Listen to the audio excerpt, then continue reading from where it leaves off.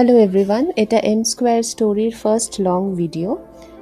গত 24 জানুয়ারি ছিল আমাদের ফার্স্ট অ্যানিভার্সারি, আর সেই উপলক্ষে আমি, ময়ূক আর আমার মা বাবা ব্যাঙ্গালোর থেকে গিয়েছিলাম উডুপি।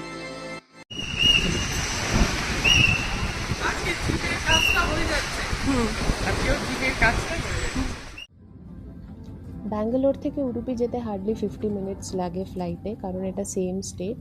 তো আমি ভাবলাম ফ্লাইটে বসে একটু নেল পলিশটা ঠিক করে নিই।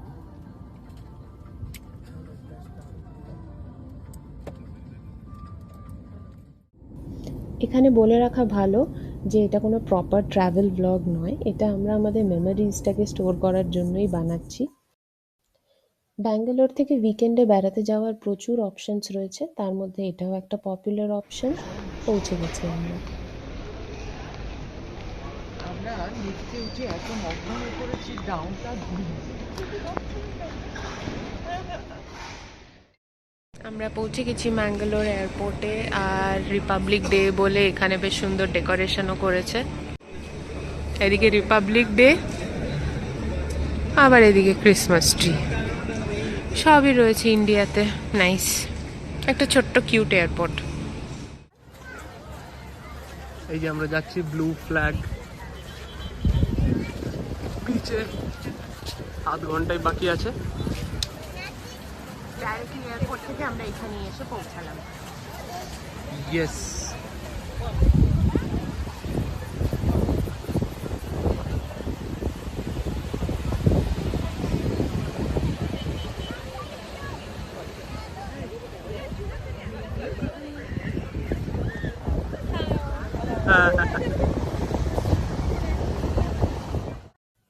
সানসেটের টাইমে এই বিচটিতে পৌঁছে আমরা খুবই ভালো একটা ভিউ এনজয় করলাম। আর বেশি ট্যুরিস্ট ক্রাউড না থাকার জন্য জায়গাটা আরও পছন্দ হয়েছে। এই জায়গাটার লোকাল নাম হচ্ছে পাডুবিদ্রি, যেখানে কান্নাড়া বা তুলু ভাষা ইউজ হয়।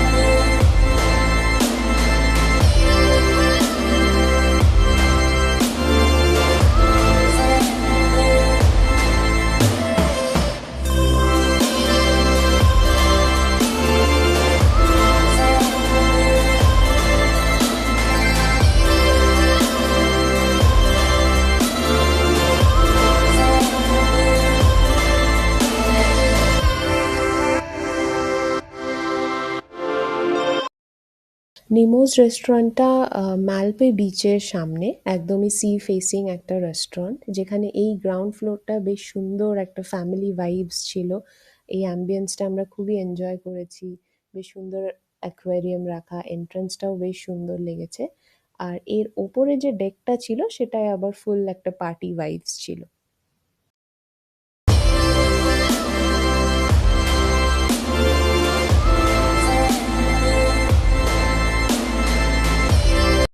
আমরা উডুপিতে এই এয়ারবিএনবিটা বুক করেছি। ঢুকে এটা একটা হল, এটা ডাইনিং রুম। বাবা বসে আছে, মামাম অলরেডি ফ্রেশ হতে শুরু করেছে। এখানে একটা বারান্দা, যেটা আপাতত দেখা যাচ্ছে না, কালকে সকালে দেখা যাবে। দেন কিচেন, যা যা লাগবে আমরা নিয়ে নিয়েছি। ইন্ডাকশন অ্যান্ড মাইক্রোওভেন, একটা কেটল আছে। এটা ফার্স্ট বেডরুম, কমন ওয়াশরুম।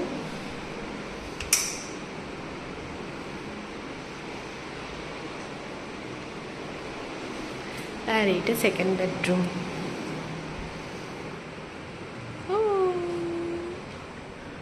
আর এটার সাথে অ্যাটাচড ওয়াশরুম। আর এটা সকালের লুক, আলো আসার পর, কারণ কালকে আমরা বারান্দাটা দেখতে পাইনি। পাড়াটা বেশ সুন্দর, একটা হালকা ঠান্ডা আমেজ।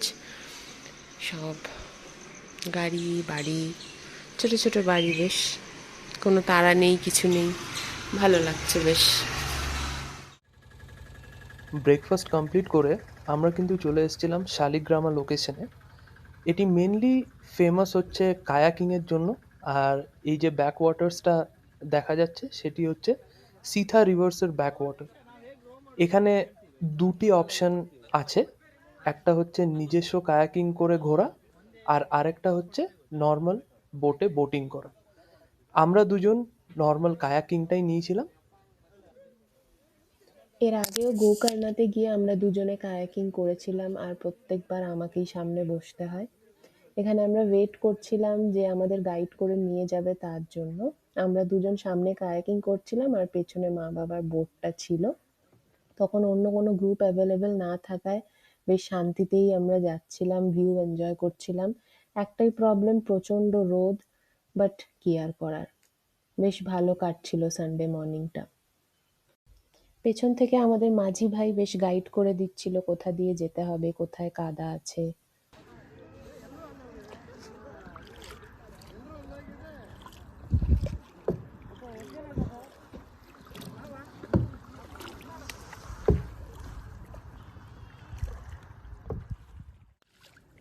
আমরা একটা ছোট্ট আইল্যান্ডে এসে দাঁড়িয়েছি। আইল্যান্ড বলতে জাস্ট কাদা মাটির একটা জায়গা, পুরো ম্যানগ্রোভ। ওইখানে সুন্দর ছোট্ট ছোট্ট 4টে গাছ বাঁধা রয়েছে মনে হচ্ছে। এখানে লোকজন একটু হল্ট নিচ্ছে, ওই যে হল্ট নেওয়া হচ্ছে, তারপরে এই বোটে করে আবার কায়াকিং করে আমরা ওই পথে চলে যাব।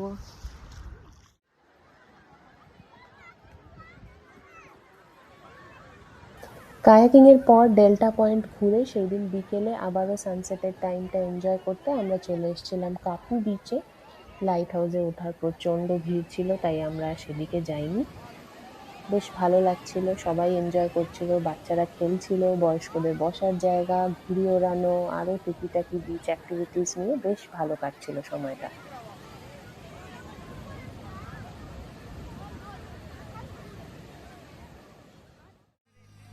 ঘুড়ি ওড়াতে কার না ভালো লাগে। ছোটবেলায় অনেক উড়িয়েছি, তাই এখানে ঘুড়ি দেখে আর নিজেকে আটকালাম না। কিনে নিলাম একটা ঘুড়ি আর উড়ি দিলাম আকাশে। বেশ মজা লাগছিল।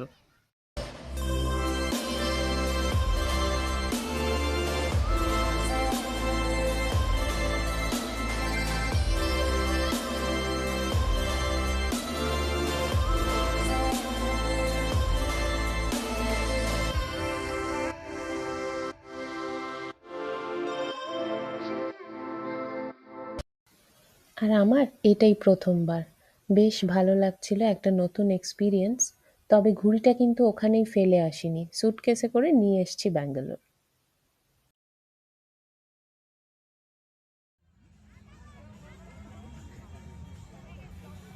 সমুদ্রের জলে পা ভেজানো, তারপরে স্নান করা, ছবি তোলা, এসব আনন্দ করতে করতেই সন্ধে হয়ে গেল। আর লাইট জ্বলে যাওয়ার পরে দেখলাম বেশ অনেক টুকিটাকি শপিংয়ের জায়গা, খাবার স্ন্যাক্সের অনেক অপশনস রয়েছে। তো সেইগুলো নিয়ে আনন্দ করতে করতে এবার ফেরার পালা। ও না, এখনই ফেরার পালা নয়।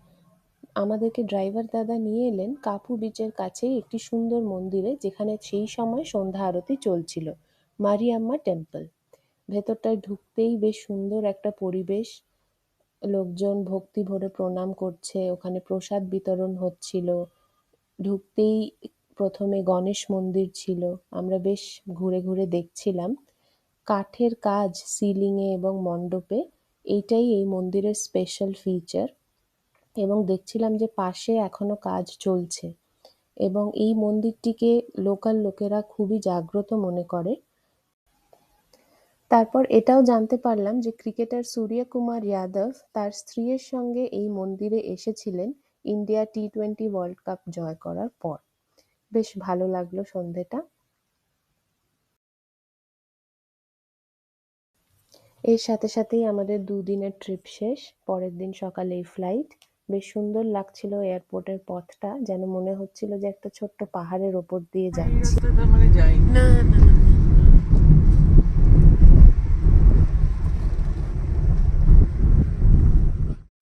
Thanks Thanks for for watching. watching.